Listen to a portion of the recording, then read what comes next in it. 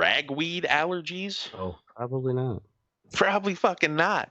Or maybe it would only happen if you were like a traveler where you go across an ocean and you hit some new land. Yeah. Maybe a new plant might fuck with you, but which is crazy how much people traveled even back then, fucking 1600s. Like the infant mortality rate was probably 60-70%. I can hear you now. You can hear me, buddy. That shit on mute. I'll get meta and have us play in the background of my background monitor. Don't you dare mute me. I will be heard. I said meta. Motherfucker. You did. So I was pissing when you were talking about Black Wall Street. Is this going to be good?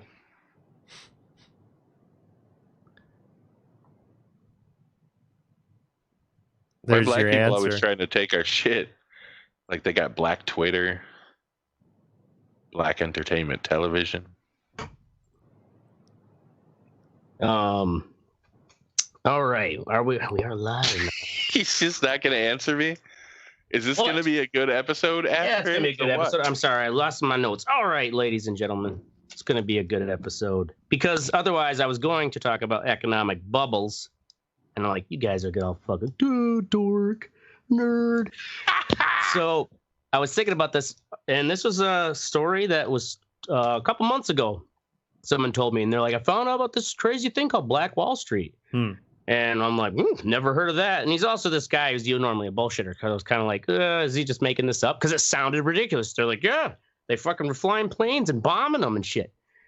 So, it's going to be a pretty good episode. It turns out it's true. So this week on the Red Eye Report, we're talking about Wall Street, but not Whitey's Wall Street, but the Black Wall Street in Tulsa, Oklahoma. Never heard of it? Well, that's because the Whiteys tried to burn it off the whole damn map. As always, we have Meat Mountain Mystic, Cat Piss Curtains Oracle, Taint Terrorizer Teddy, and me, Ashtray, the asshat of alliteration. And this is the Red Eye Report. Hey, that was short and sweet. And sweet. Nice and tight. Teddy didn't even hear it. Yeah, right. No, I'm making hot water for tea, and I got my electric cutter right here, and I didn't want y'all to fucking... Taint Terrorizer Teddy. All right. So Black Wall Street.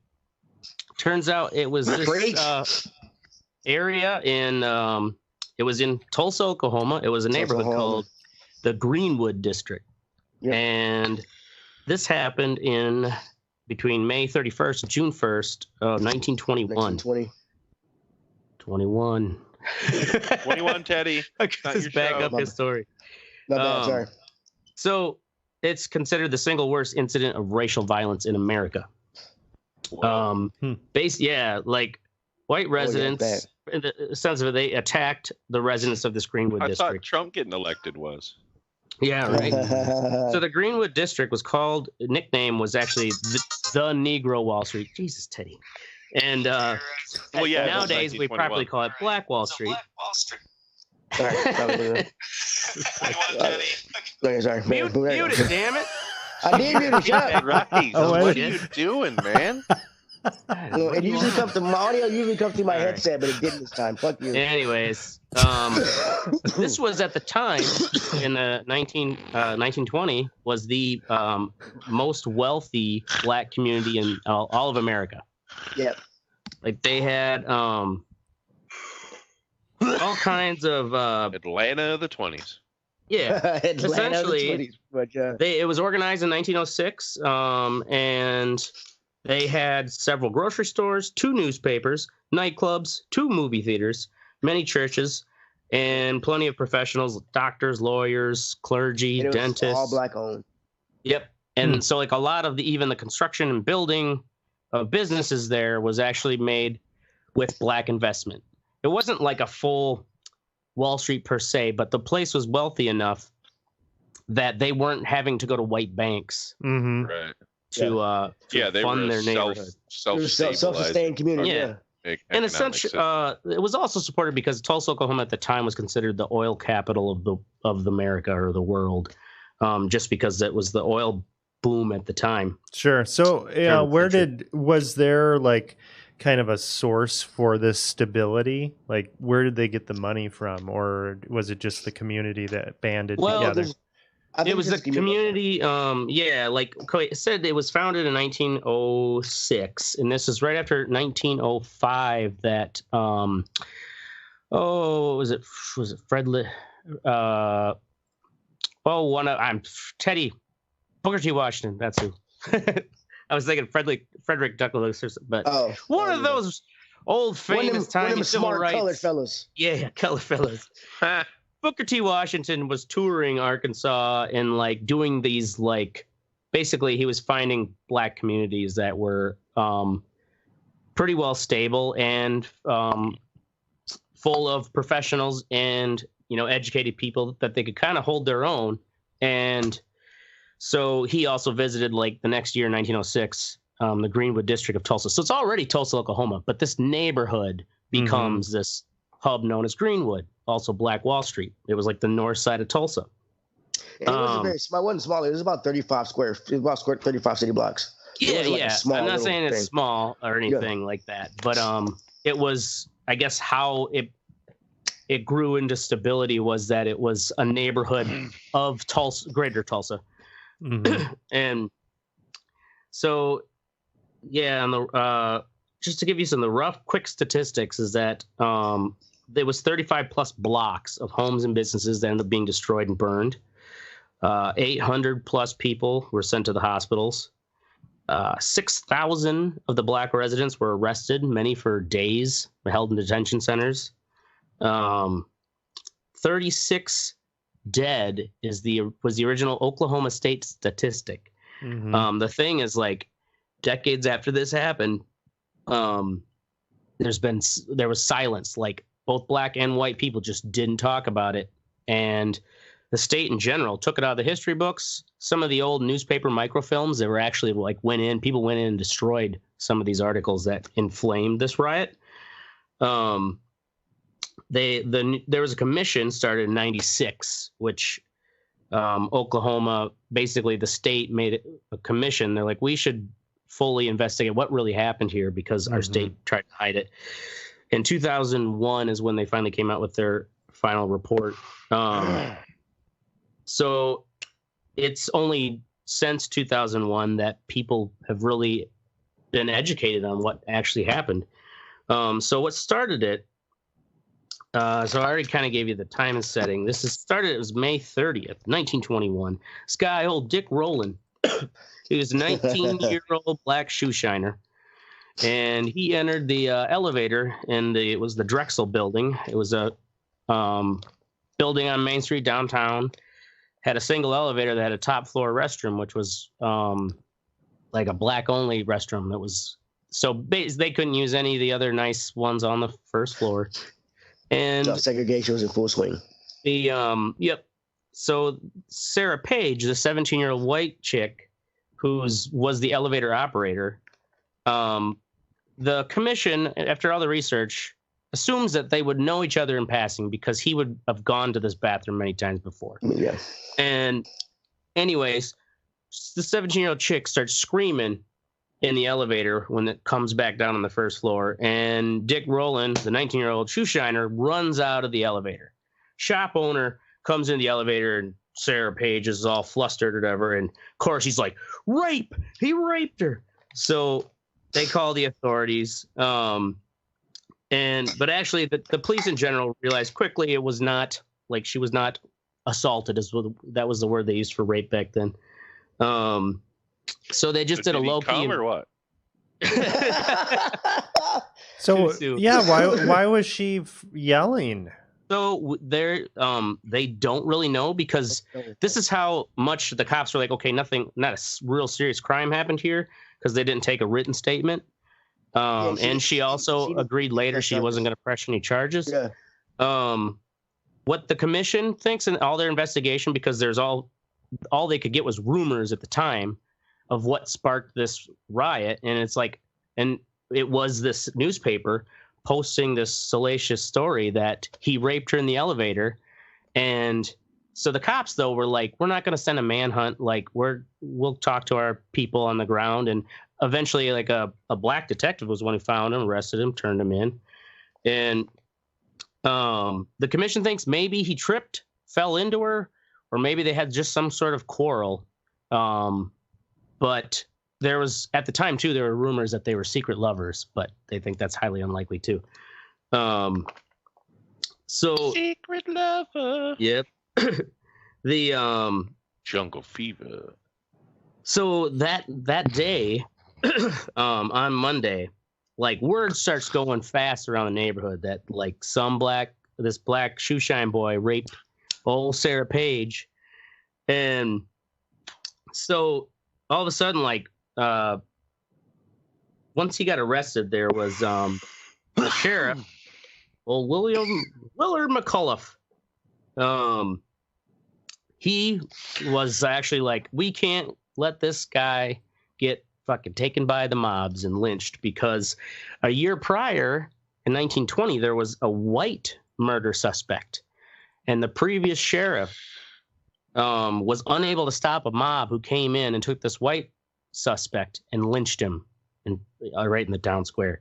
So, like, of course, black guy. If they did that to a white dude, exactly. If they what did the it to a white fuck are they dude, gonna do to a black dude? Jesus. Yeah. Right? And so this new sheriff was like, I'm determined. I'm not going to let this guy get lynched.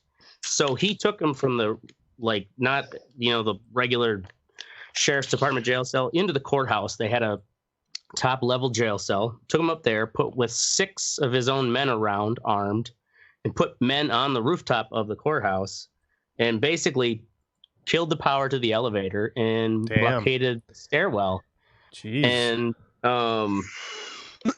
yeah, so all to protect some colored. Protect this color boy? Yeah, well, we need to just take out here for the street. Yes, because we's people too, god damn it. So because there was literally Make an inspirational movie about this by the starring Matthew McConaughey. So also St. Jackson. The black people in Greenwood knew as well. They're like, they're gonna lynch him. If they lynched that white guy last year, they're gonna lynch old Dick tonight. So they start getting, apparently these are names of some of the riders who started. You hear about Dick Rowan? Listen to some of these names. This one was Will Robinson, who is a dope peddler and all-around bad Negro. There was also Peg Leg Taylor. What? Peg Leg Taylor. Peg Leg Taylor. Pub Bassett. Henry Van Dyke. Chester Ross. Fatty. Who the fuck are these people? O.B. Mann. And W.S. Weaver. These were people who ran some of the clubs. They were in the black community. So, like, they were kind of the black gangsters of Greenwood. So funny. Yeah, Peg Leg Taylor.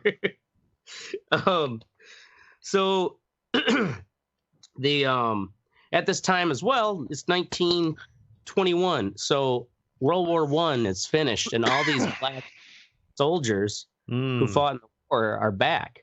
Okay, and so, I didn't think about that. Yeah. Yeah, they're like, and a lot of these black soldiers were like, I've just fought in the fucking war for this country. Like they, or what the white man at the time would call, they were more uppity and thought that they had they were rights. getting uppity for sure. Yeah. Right? Oh, you're not a citizen just because you served in the war. So, and being veterans, like they had arms, so they Michael Rooker could be the sheriff. They all went and got their guns. These niggas are getting uppity in here. Yeah. Well, no, the sheriff was for him because he protected. Oh yeah, he'd be the head of the mob. We ride against these uppity niggas at dawn, boys. So the white mob is outside the courthouse, and a group of armed black men come up to the courthouse. Ooh. And they claim they're there to support the sheriff because the sheriff's trying to protect the prisoners. Sheriff claims, don't need your help. And the mob is like, who the fuck told you that? And they're like, the sheriff told us to do it. Like, whether the sheriff claims he never told them, but that's like what the armed black men said as their reason for showing up.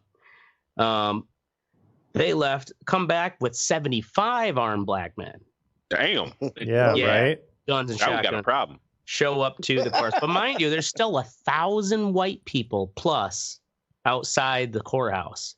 So they still are way out. Got pitchforks and fucking torches, though. Right. Those 75 black people got some balls then. Yeah, exactly. Hey, man, they just came back from fucking World War One.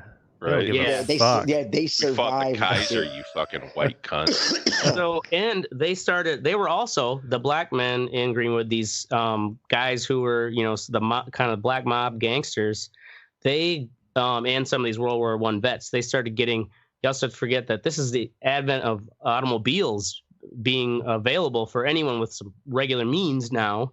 Right. So they were getting in cars and driving around the neighborhood with their guns out the window. Model T chases and coming up, and dude. Yeah, they were basically, just kind of doing reconnaissance, seeing how big the crowd was getting, and also letting them know that they were driving around in cars, right? What's that? These are black dudes driving around in cars, right? Yeah, they were black dudes driving around in cars with guns. So it's like for white people to see black men with rifles driving around in a nice car. Yeah, it's the end of the world. Yeah, right. So these 75 armed men come up and they are like, we want, they again say that we're here to help the sheriff protect the prisoner. And the sheriff's people are like, we didn't ask for you. And one of these white guys is now here before you get killed. Dummy. They're saying this is the crowd may have been up to around 2,000 people. Oh, shit. Yeah. They don't really know exactly what happened. They think someone tried to disarm one of the black men, or told him to, to drop his gun, or someone may have even just fired a warning shot in the air. But that initial shot went off, and then it just became this like fucking gunfight. Just fucking the Wild West. And it was they said it was over in just a matter of seconds. Like it was just kind of like the crowds just started shooting at each other because the white people had seen them driving around with guns. A lot of white people throughout that day went back home and gunned up and came out. Got there. Yeah. So they had rearmed themselves because they're like, Negroes with rifles and cars? Oh my. Good guys gotta get a gun. So that initial couple second fight, 10 dead white people, 2 dead black people. And I'm sure some got aim, huh? Yeah, right. I'm sure just shoot the scare and these niggas can't shoot. Dozens, wounded by crossfire and stuff. But so the black men retreat back to Greenwood, and the white mobs basically just follow them right into that neighborhood. They start looting stores. They're getting down into like the main drag. So white people were looting black businesses. Oh yes. Yeah. Oh yeah. That's all. They looted the shit out of these poor people. They actually tried to keep them out because they set a barricade up by the train tracks because you had to cross over the train tracks to get over there. So they set up a barricade trying to keep them out. But there was a division line of the neighborhood. A division line, yeah. And they so that was kind of the no man's land throughout most of this riot was along these rail tracks. But the white mob goes right into Greenwood, and there's, remember, 2 movie theaters, and I guess the pedestrians who are just coming out of a movie are just like, what the fuck? And the white mob just starts shooting black pedestrians. They even killed one white man on accident, they said in the report. Yeah. Yeah. Because he was accidentally holding a black girl's hand. Yeah. So so throughout the night, they're robbing, basically they're looting into those black businesses. And they were kicking people out of their homes and then just looting their homes. And because they know when they're putting black people out on the street, they were getting basically arrested for the most part if they weren't actually putting up a fight and getting just shot. Because there were black snipers up in the churches. There was a witness report of, like when bunch of white guys in a car decide they're going to drive in with their guns over into Greenwood, and like the armed black men just fucking killed all of them. Wow. But by that night there were gunfights continue up throughout the night, and they had basically gone to the National Guard building and started getting arms from there, the white mob. So by the time into Wednesday early morning on June 1st, at around 1 a.m., the fires start. And the white mob they basically start shooting at any of the firefighters who try to put fires out in the black neighborhood. And so it's kind of this. There's accusations that the city conspired, and that like the white firefighters were like in cahoots with the government to only put out fires in the white buildings or white properties. But there's also reports from the firefighters themselves of being like, we couldn't even try to go over there. We started getting shot at. It wasn't like we were conspiring with the city to not put these fires out, but we weren't even like able to drive into the neighborhood without getting shot at by the white mob. And so like, that's like a core root too, to like why the black community has a big distrust in the entire, the city services and the police. They then a bunch, like about a dozen or more airplanes, mind you, this is 1921. So think of World War I airplanes, fucking Red Baron and shit, flying around and shit. Yeah. And they were dropping these, what they call them? Nitro bombs. Yeah, they were fire bombs, basically. They were like tar fire bombs on the rooftops to set the rooftops on fire. Holy shit. Yeah, I mean, it wasn't napalm at the time, but similar kind of a flammable ball of sticky shit. A combustible element. A firebomb of some sort. And they were shooting with rifles out of the planes. So I don't think any of the planes weren't war planes with machine guns on them, because they weren't Air Force or anything like that. Well, there probably wasn't that much of a difference between an Air Force plane and just a plane that you're dropping incendiary bombs out of. Yeah. I mean, I'm just saying, like, they didn't have machine guns like the Red Baron would have, because there were planes like that. But these were just literally getting up there with rock dusters and shit. Yeah, with their fucking rifles and stuff, and taking shots at anyone out in the street, anyone black. And also machine gun, though, especially at night. How can you tell who you shoot at is black or white? I mean, it's not like they have spotlights on the planes. Came later in the day. Because the National Guard from Oklahoma City arrived at 9:15 a.m. In the area, and so they finally like kind of quelled down most of the fighting between gangs of black men and the general big white mob. And basically they also arrested any black people. They're just all arrested, taken to kind of like the fairgrounds, and held for a couple of days. Katrina. And ended up, let's see here. What was some of these stats? They estimated around 100 to 300 people probably died. Wow. I kind of got the ends of my notes here, but Walter Francis, who was an NAACP reporter or member, like he worked for them in New York. He traveled immediately to Tulsa because this did make national news at the time. His estimate was about 50 white people dead and 150 to 200 black people dead.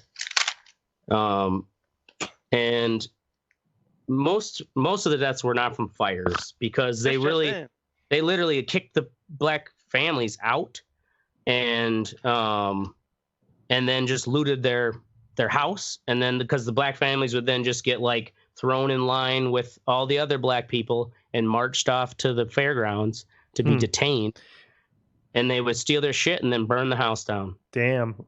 So what the hell happened to these people? Fucking ruthless. The reason they were doing it is because they said they were upset because when you walk into the neighborhood, you got black people who had pianos in their house, and they got a white dude who didn't have a piano in his house. It's like kill them. Community. I mean, it was, like you said, it was a self-sustaining economic community. Everybody in the community was pretty much wealthy. They had nice houses, and they had shit. So the white people across town didn't have shit. So they had what are they called? The Red Summer, I think. At the time when it was. Yeah, Red Summer. There it is. 1919, the Red Summer. There were all kinds of race riots in cities around the Midwest and in the South. So this is just, a couple of years prior. So the time, because in 1919 they were coming back from the war. Mystics, so is this? So in the climate and the time, they see it as, hey, you're back. Anyways, at the time of the climate, they see race riots are like just a tinder away. Right. And so does this tie into what is it? The Great Migration from the South up to northern cities? Oh, it may. I'm not sure that Great Migration, what the time year that frame was before that, wasn't it? That's what I thought it was before. Yeah, well, but then 1800s, right? Yeah, late 1800s, but it would have taken them time to establish, communities and stuff like that. I get you, yeah. Oh, like that their community was apart after. Or you think Tulsa's far enough north, though? I mean, that's true. There are some people though who even consider, and part of the thing with Tulsa, sometimes like these this commission was saying, like sometimes they don't think that Tulsa was south enough to have that kind of violence, but it's like, nope, that's how racist and Jim Crow laws were then. And so it ended up essentially being whitewashed from history up until the 70s, I believe. Someone at Tulsa University did a full master thesis on it. It didn't really get around outside of just the university circle there. But then it was that night, it's like people knew about it, and they finally decided, like, we got to do some interviews with these survivors who are still, while they're still alive. So in the 90s and early 2000s, they got a lot of testimony from old people who were alive when that happened. Well, that's crazy that they're just, this was such a big event. And it's like you don't read about it in history. And that's the thing too, is that it wasn't in any of the textbooks. And then a lot of the teachers were just like, well, I'm not comfortable teaching this because they didn't really know anything about it. And it does make Tulsa look really fucking bad. Yeah. You ever been to Tulsa? It's shit. Doesn't matter. So there was also, at the time, there was a heavy KKK presence. So there's probably about 3,200 active members at the time. In the city's population is about 72,000.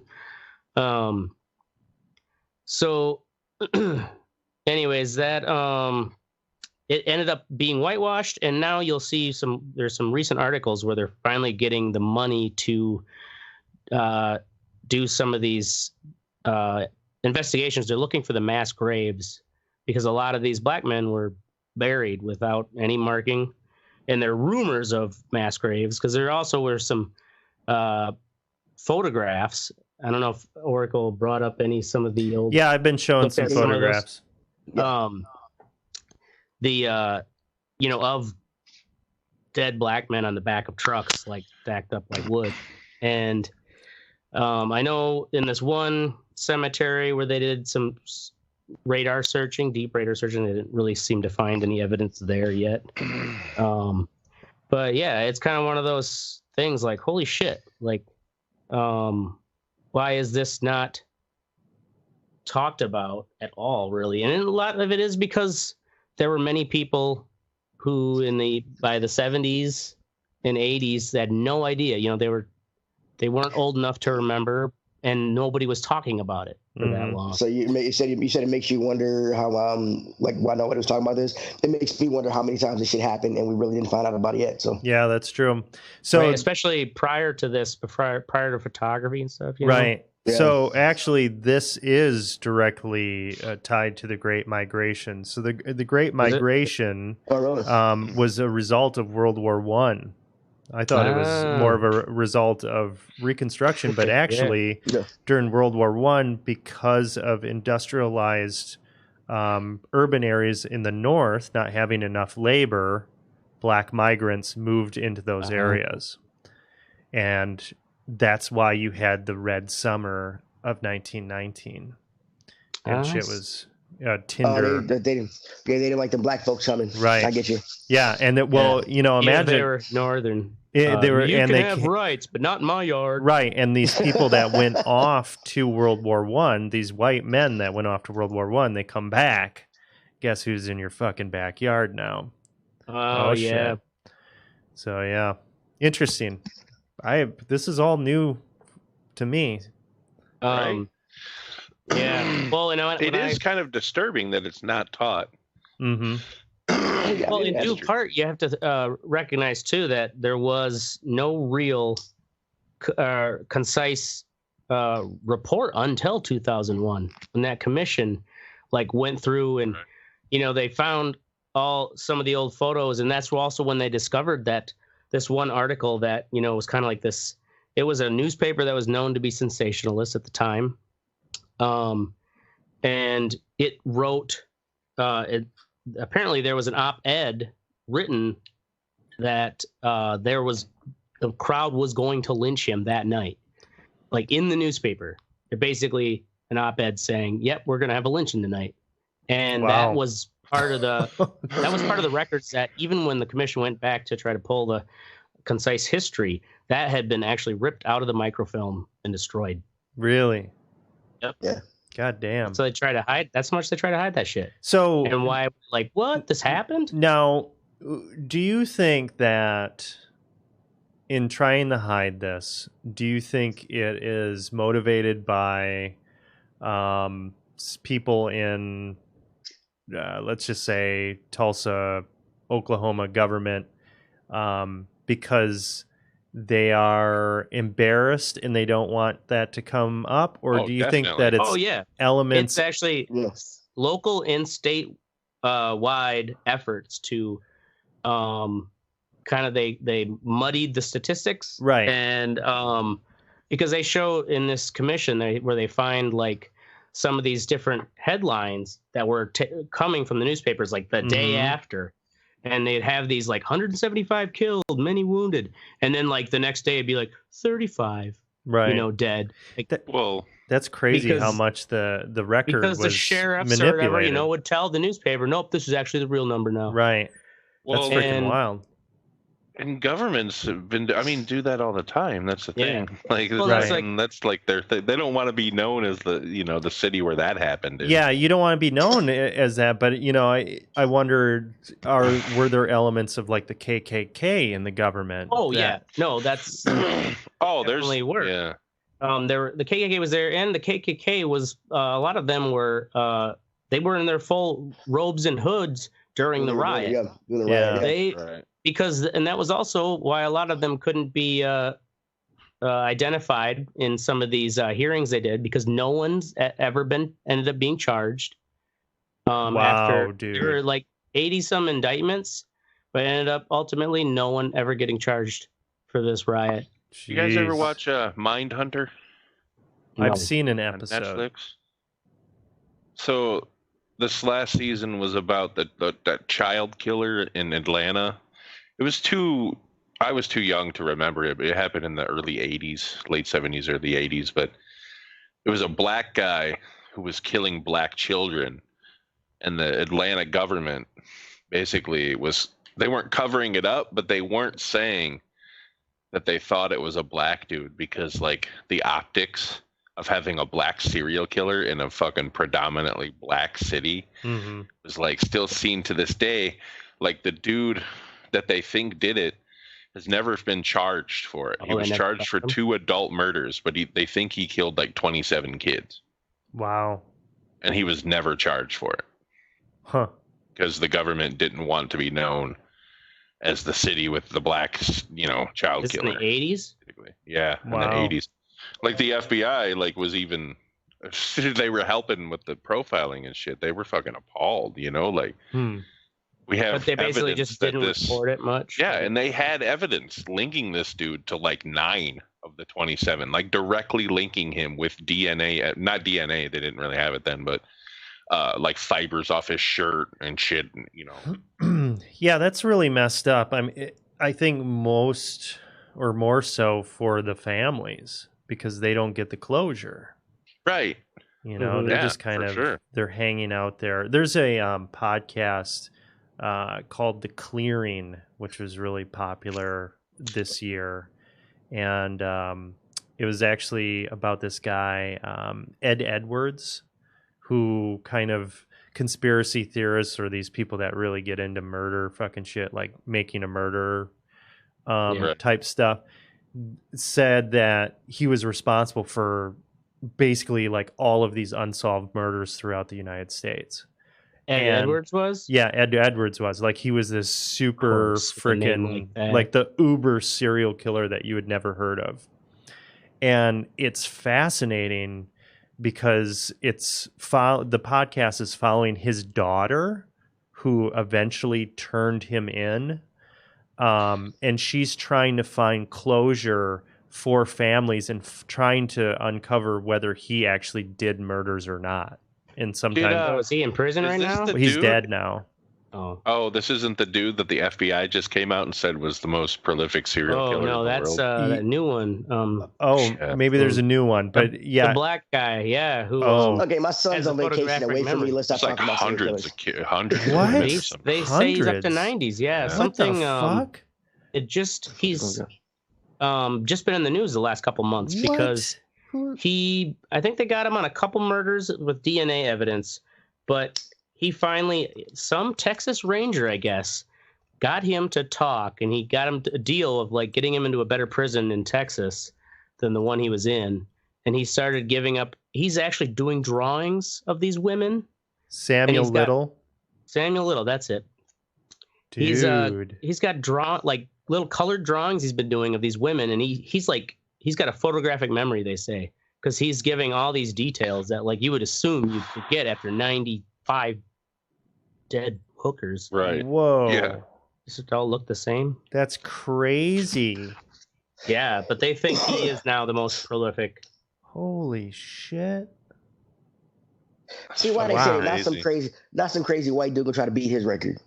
Yeah, right. Just to prove. I mean, shit. Oh, he's the most prolific. I'm at 63, motherfucker. Let's go. Well, the thing is, we may never know the most prolific serial killer. Well, that's the thing. These are only the guys that got caught. They got caught. Yeah. But look at all those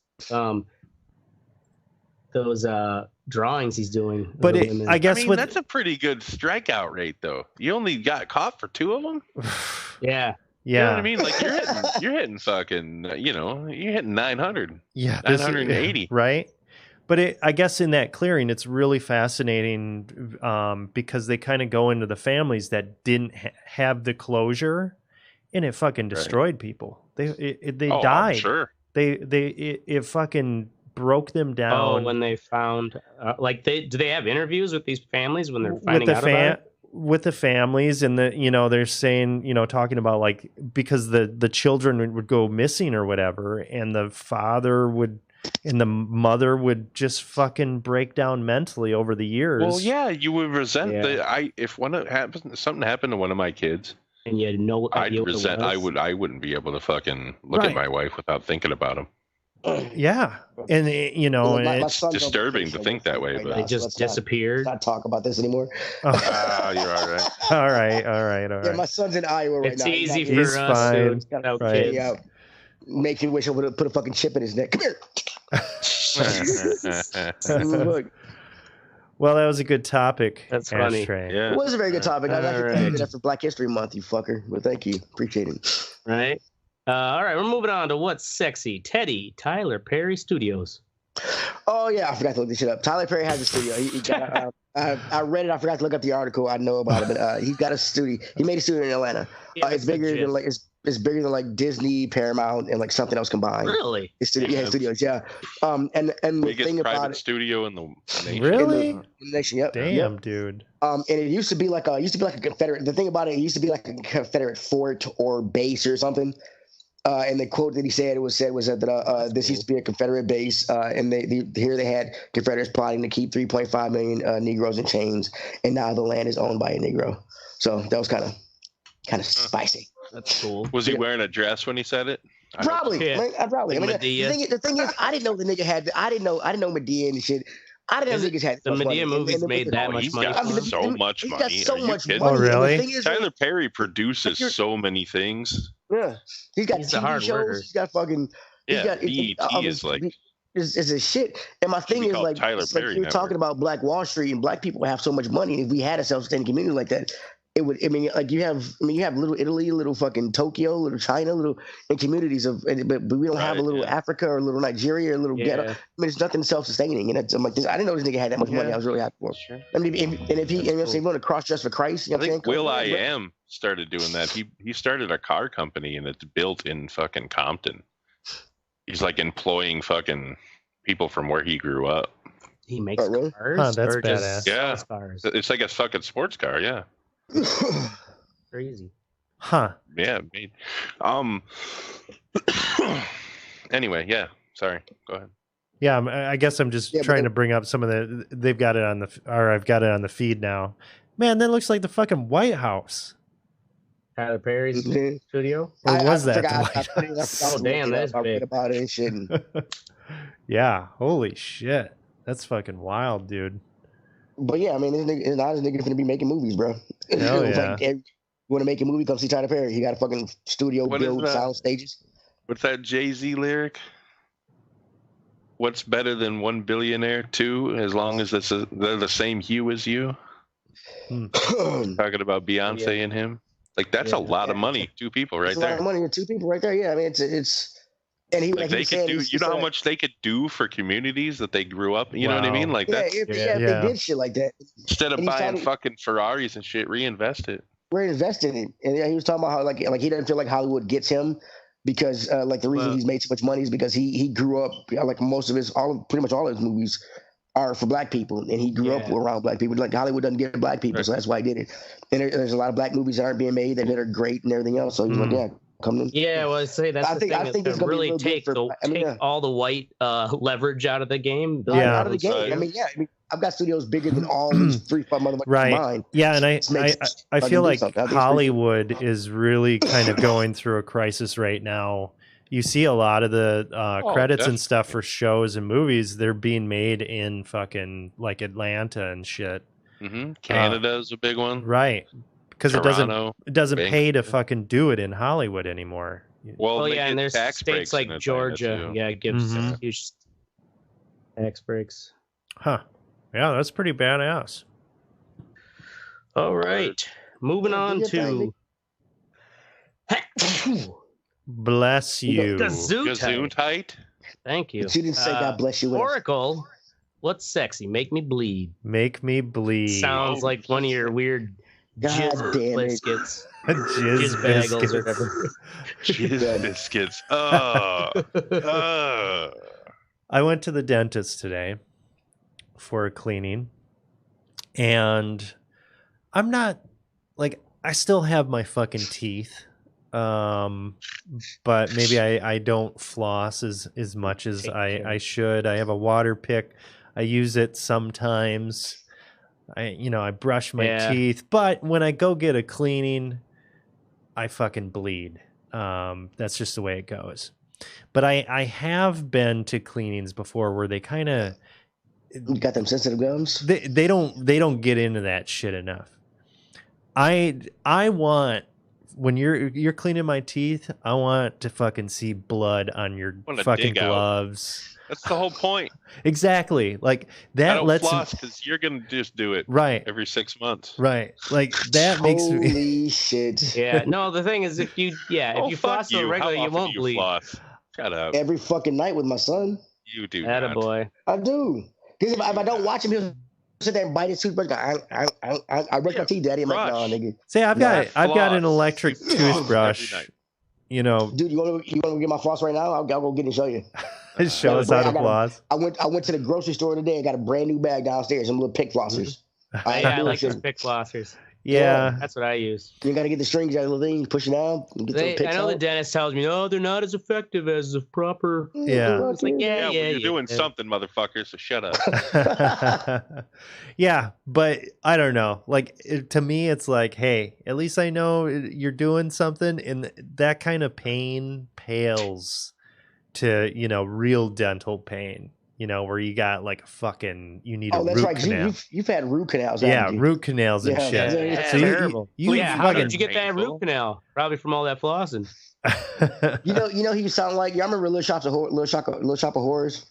Yeah. Bill Murray when we went to go see what was the dentist? Dean Martin. Yeah, Steve Martin, and he's fucking, you hurt me, Dad. Yes. Be a success. That's what you remind me of. All right, go ahead. Yeah, it was good though. It was good.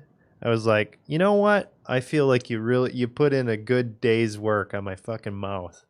It might look like phrasing. It might look like a murder scene, but I feel nice and clean now. So thank you, dental hygienist.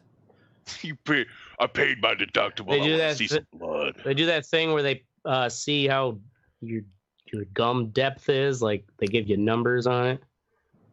Oh yeah, that's like the first thing that she did. Yeah. How'd you do in that? Fail? I don't know. She didn't fucking tell me. She just started cracking jokes about like flossing and shit. It was an open conversation. Yeah. I'm one of those people where like I want to get a good approval like report card that I'm taking care of my fucking teeth. Oh, Jesus Christ. Well, once you start falling apart, you had one chip that scared the shit out of me. I had to get a crown.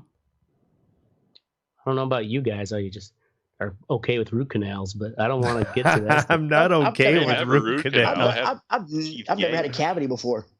You've never had a cavity? Damn. I've never had a cavity, bro. I'm 39 years old. Man, I don't believe you one bit. You want it, bro? You want to fucking bet? I've never had a let's cavity. see it. Get your dental records. I'll go get my dental records. Come on. Downstairs in the filing cabinet. Get my goddamn dental records. Shut up. Let's go. Next. All right. Moving on to Mystic South Park. South Park. So, okay.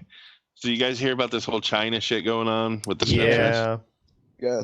So it started with the NBA, the Houston Rockets general manager tweeted out something criticizing the Hong Kong protest, criticizing the government, the Chinese government in the Hong Kong protest. So then he apologized for it because there's like this big backlash for the fucking Hong Kong. Oh shit, their money. They're taking our money. Exactly. So, and then they blocked a South Park episode. They've even gone so far as Baidu's Tieba. I don't know what that is. It's China's largest online discussion platform. The threads and sub-threads related to South Park are non-functional. If users manually type in the ULR to what was formerly the South Park thread, a message appears saying that according to the relevant law and regulation, this section is temporarily not open. So you've heard that like Winnie the Pooh, they say that Winnie the Pooh looks like Xi Jinping or whatever. Oh, yeah. So like, so South Park's episode was making fun. It was called Banned in China. But it was written like spelled banned, B-A-N-D in China. And it was one of the storylines involves Randy getting caught attempting to sell weed in China and getting sent to a work camp similar to those Beijing has been using in Zhejiang province to hold as many as 1 million Chinese Muslims for political indoctrination. Mm-hmm. So they banned it, and then so South Park, in their infinite South Parkisms, tweeted this out. Like the NBA, we welcome the Chinese censors into our homes and into our hearts. The statement reads, we too love money more than freedom and democracy. Xi doesn't look like Winnie the Pooh at all. Tune into our 300th episode this Wednesday at 10 p.m. Long live the great Communist Party of China. May the autumn sorghum festival be bountiful. We good now, China?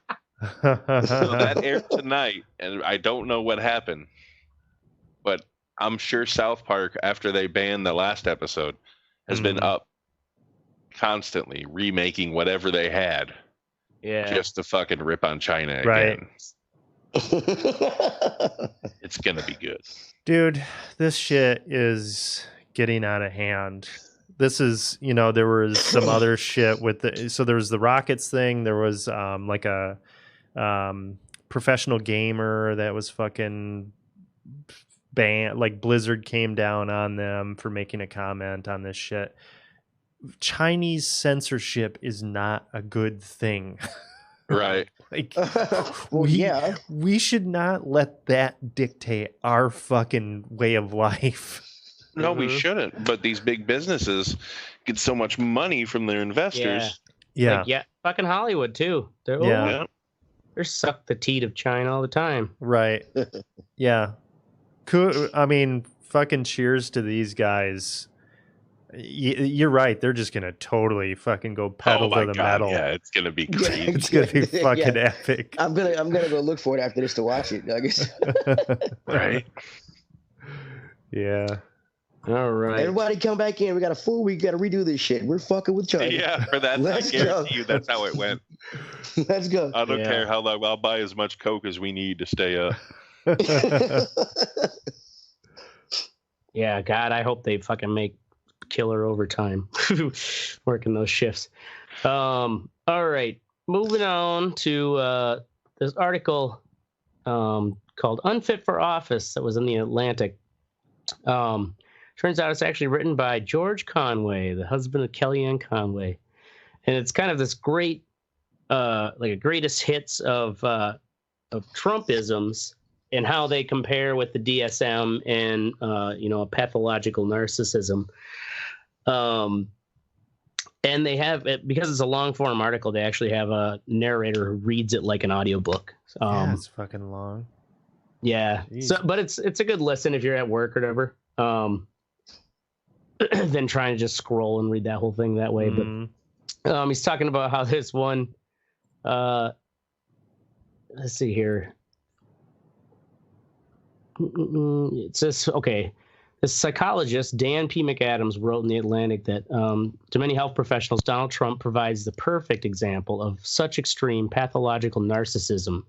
One clinical psychologist told Vanity Fair that he considers Trump such a classic pathological narcissist that he is actually archiving video clips of him to use in workshops because there's no better example of the characteristics of the disorder he displays. He says, otherwise, this clinician said he would have to hire actors and write vignettes to like make these examples to share, in his when he's teaching.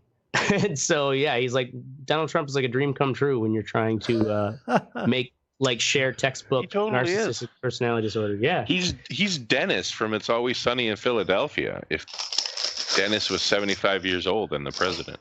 Yep. Like and that's a show. You know what I mean? That's right. A created character. That isn't like really him. I mean, this is Trump. That's how narcissistic this fucking Trump really that's is. what I say. Like he really doesn't have any sort of facade. Oh. Yeah. And one of the things they were saying was just all piece of shit all the time. Yep. When he had so I can't remember her name, but she was that woman who won, I think, might have been last year, the Nobel Peace Prize. She was like an Iraqi woman who was kidnapped by ISIS. Oh, wasn't that the one where slave. She said that her family was killed by them like 3 times, and he just kept asking where are they now? Oh, wow. Yeah, and then after she explained that they were, taken out, raped, and murdered. Yeah, violently murdered. And then they said he had a hard time even like kind of looking at her in the eyes. And the only time he really engaged with her was when he started to ask her about how she won the Nobel Peace Prize. Wow. Like, how did it work? Did they call, he wanted to know the process of how winning the Nobel Peace Prize worked. Because there's been reports that I think it was the president of Japan, wasn't it, that he was leaning on to be like, put in a word for me so I get the Nobel Peace Prize. Yeah, it was. Yeah. Wow. That's fucking great. Yeah, check it out. If you're working on something you want to just listen to in the background, it's about an hour and 25 minutes or so. But definitely entertaining. For an article? Yeah, this thing is long as fuck. It's way longer than what anything. Is that? I read like a 35-minute one time, and I thought that was crazy. What is that household like with the Conway household? Oh yeah, I know. God, yeah. They probably barely spend time together anymore. God, that's got to be so weird, sex is man. Angry and good. Yeah, I'll bet that sex. That sex is angry. Oh, I'm and sure. good. Yeah, like that's how they probably get through their days. They work that stress out in the bedroom. Good for them. Your boss is an idiot. You're a fat kid. All right, we're moving on. Moving on to the fuck what you think section, ladies and gentlemen, and we got mystic pot shit. Oh, there should be a colon there. No, I thought he took a pot shit. I'm curious. It just says anyway. pot shit. No, okay, so I'm looking through Facebook and I see all these ads all the time. I recently bought a few things to make butter, so like what'd you buy? Facebook is just like a cheesecloth, a fucking, a sifter thing, or not sifter, a fucking strainer, a grinder. What's the cheesecloth for? That. To squeeze the shit out. Okay. I don't want to squeeze it. Just put my hand in like that. Yeah. I use a strainer and I use a sprayer and a spatula and just fucking.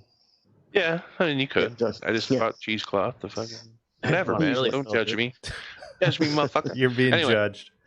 Well, it is Wisconsin. I got cheesecloth all around. Like if I wasn't to find cheesecloth, I'd have to go somewhere special. Babies are wrapped in cheesecloth when they're born. So Facebook is gonna suggest shit to me, and it's just all this ridiculous pot paraphernalia shit. Yep. Like it's like, hey, here's a kit that you can take with you so you can dab on the go. You know what I mean? What are you, a heroin addict? You got to carry around a fucking man bag looking thing with fucking with a blowtorch and shit. And it roll a joint like a man. You fucking right. Like what the fuck? I don't get it. It's crazy. These kids like, yeah, he found my fucking dab room. Yeah, because you bought a sparkled case that you put under the seat to hide your shit in. Right. Yeah. And that's why he fucking found it. You fucking moron. I got a joint. If I see life behind me, I swallow it. I'm done. Yeah, exactly. It's easily you can get rid of it quickly. Hide it under your nuts. They'll never find that shit unless they bring in the dogs. Yeah, or like if you give them attitude. But like, it's just all these. It's like when it started going legal in these states, these companies are just like, let's make some ridiculous shit that we can sell the fucking dumb kids. Mm-hmm. Well, these dumb kids are like one of the kids up the street. He has a rig. It's like a little glass pipe like this big. Is like $800 dollars. Like another one, he's got like $600. One of those dab rigs. That shit's insane. Yeah, shit's insanely high. Is it just because it looks cool? It's supposed to hit better and do certain shit. Probably it's one of those with the multiple weird chain. No, these are blown glass. I mean, I'm talking about blown glass ones that are fucking. Yeah. No, I get that, but it's probably got like an electrical heating element on it, so you don't have to heat it with a torch. Yeah. Oh. Yeah, it's a waste of money. It's such a big waste of money. You could buy 2 PS5s for that. I don't need dabs. The first time I did a dab, I was like, the buddy brought all the shit. I was like, he brought out a blowtorch, like a big blowtorch. I'm like, what? Are we smoking weed, bro? I'm like, you sure this is weed? Right. Yeah, when I did it was like, it looked like he was firing up heroin torch or something. Like, what? Okay, so like, what is for a non-weed smoker, what the fuck is a dab? A dab is like extracted like the pure extracted THC in like a wax form. THC concentrate. Yeah, concentrate. Yeah, and so it's stronger when you fucking like smoke it. Hash oil. Way stronger.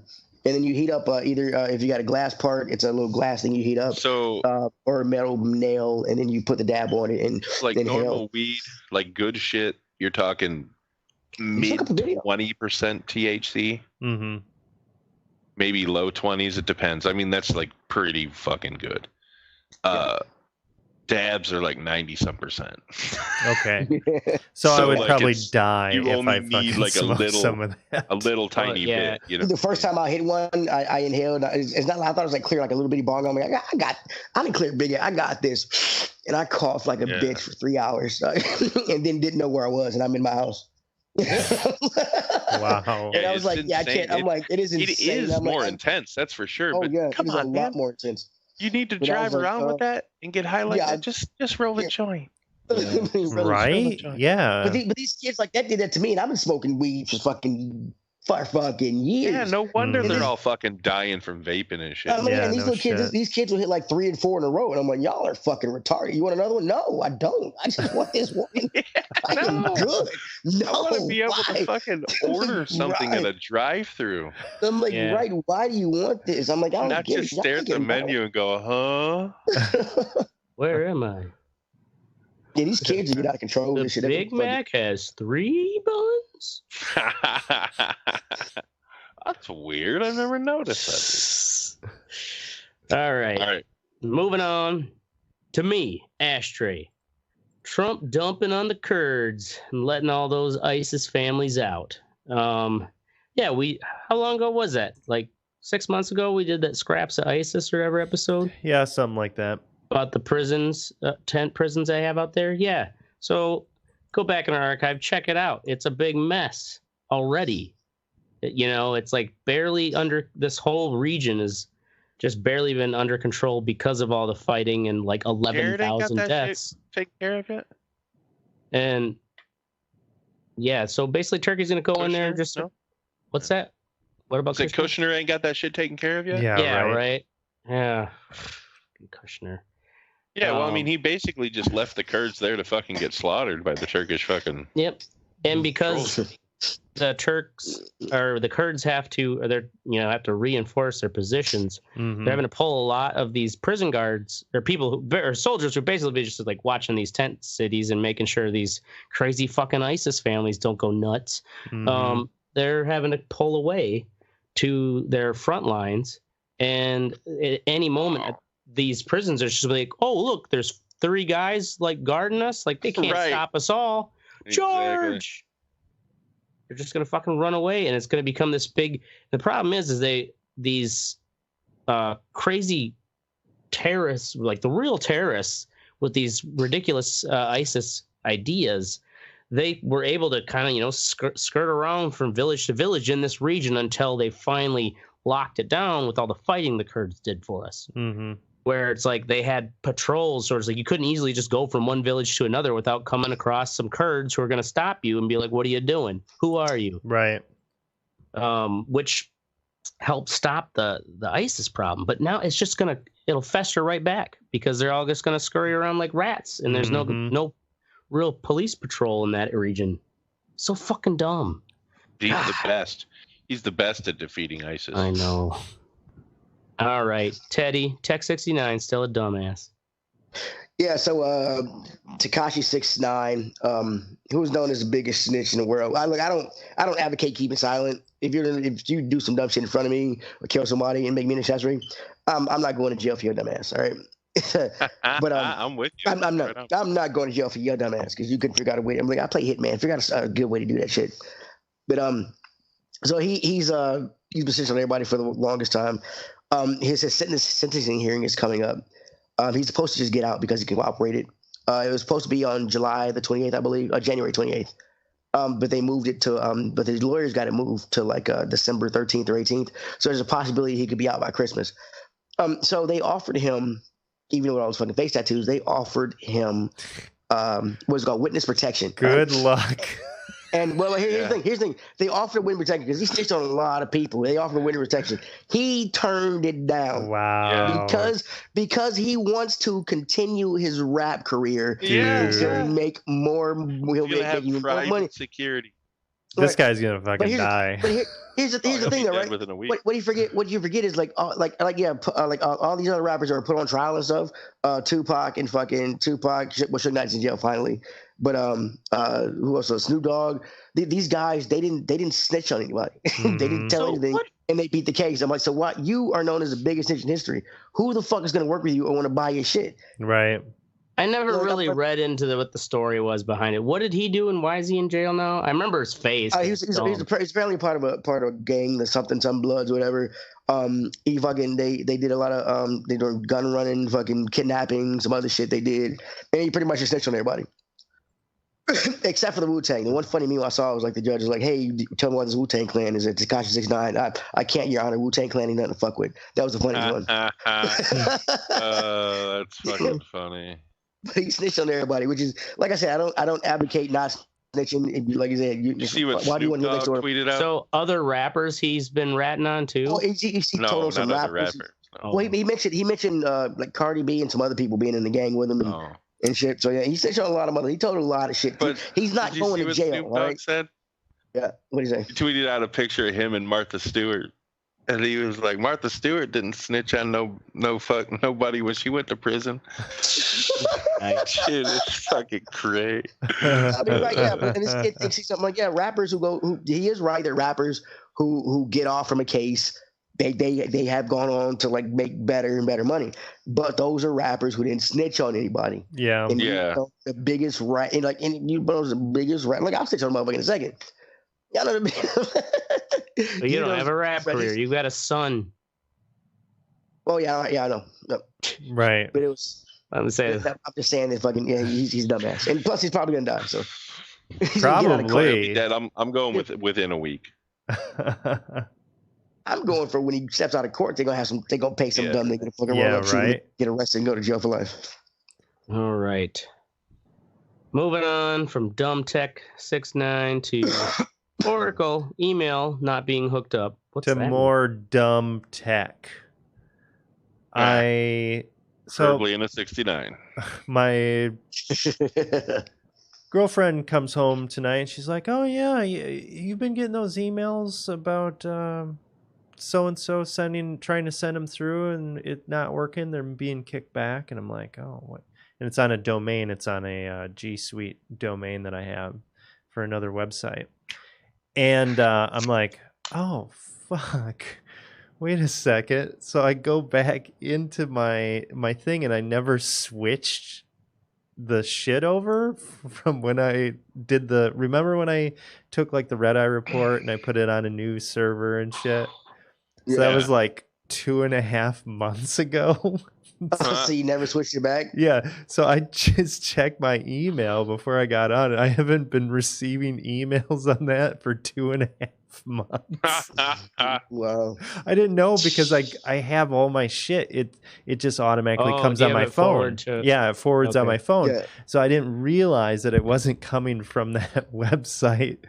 So it should be interesting to see what happens when that kicks in. Hopefully I didn't get any, somebody didn't offer me like $1 billion. Yeah. Right. You missed out on some inheritance. Yeah. From Uganda. They're like, I am a Nigerian princess. I want to send you. I don't know if you guys have ever had that where something has I'm just. I'm gonna piss my pants. Okay. Yeah. I'm just saying, I gotta go. Go. All right. Yeah. All right. So fuck Oracle's email. Wait for him to come back. Oh no! All right. In all seriousness, go fuck yourself, Tulsa, Oklahoma. That's our show, ladies and gentlemen. We're going to be here every Wednesday night or Thursday night, 10 p.m. Central, unless Craig. Who's Craig? Fucking Ashtray's a bitch and gets sick again. Don't use real names. Join the conversation at theredeyereport.com or facebook.com/redeyereport. You can also twiddle us at, what is it now? Redeye_report. Yep. Like us, share us, or fuck us. We're down for whatever, because I'm the Ashtray. I'm Oracle. Oh. And I'm Teddy, and Mystic is pissing his pants right now. Yeah, I am. Do it. Go pee, you big meat mountain. Alive. Meat mountain. Yes.